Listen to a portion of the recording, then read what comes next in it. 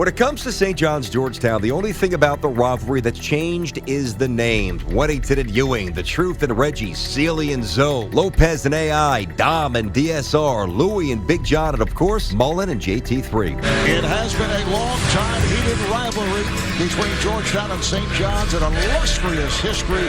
For anyone that knows anything about Big East basketball, you got to start with these two teams. So much history going back to the Ewing and Mullen days. As a former player, this is what made me want to play in the Big East. The history between St. John's and Georgetown dates back to 1909. The Johnnies won that first game as well as 22 of the first 28 matchups at all. You see, Georgetown didn't really become Georgetown until Big John Thompson took over in 1972. When the Big East Conference was formed in '79, the rivalry took off and heated up. In the inaugural Big East tournament back in 1980, the Hoyas defeated St. John's in the semis and went on to claim their first Big East tournament title. St. John's won just one of the next 5 matchups until it swept the season series and won the conference tournament back in 1983. But Georgetown answered right back the following season, beating St. John's in the conference semis and winning the Big East tourney and the national title. At this time, the rivalry hit its boiling point. Back on February 9th, 1983 through February 27th, 1985, neither team won more than one game in a row,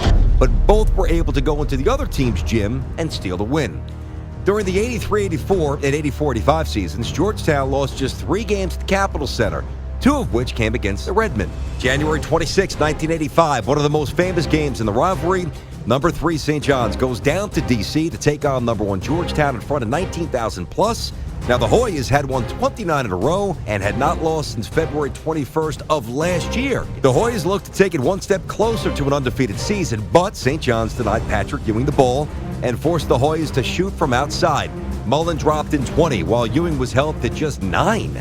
Walter Berry emerged. He scored 14, and he also held Reggie Williams to 1 of 6 shooting. The Johnnies led by 18 with over 10 minutes left, but the Hoyas cut the lead to 8 with 2.5 left, then to 3 with 19 seconds to go, and then to 1 with 5 seconds left. But in the most brilliant play of the game, Mullen held on to the ball rather than inbounded. Time expired.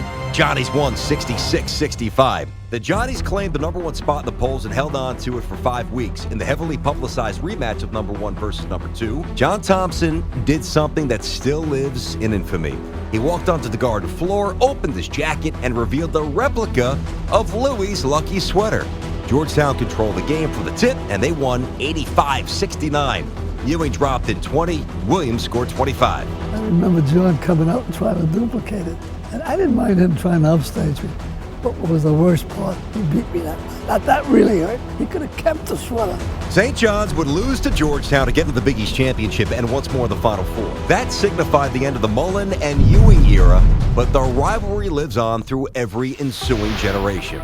It's almost personal when it's Georgetown. I hate losing to them. I don't want to say I hate Georgetown. I do. I don't play it now, and I still don't like it. It was heated. It was real. And it was fun. It's not going anywhere. This is tradition. The following decade saw periods of dominance. St. John's in the late 90s and early 2000s, Georgetown in the early 2010s, but overall the Johnnies still lead the Hoyas 55-51 in the all-time series.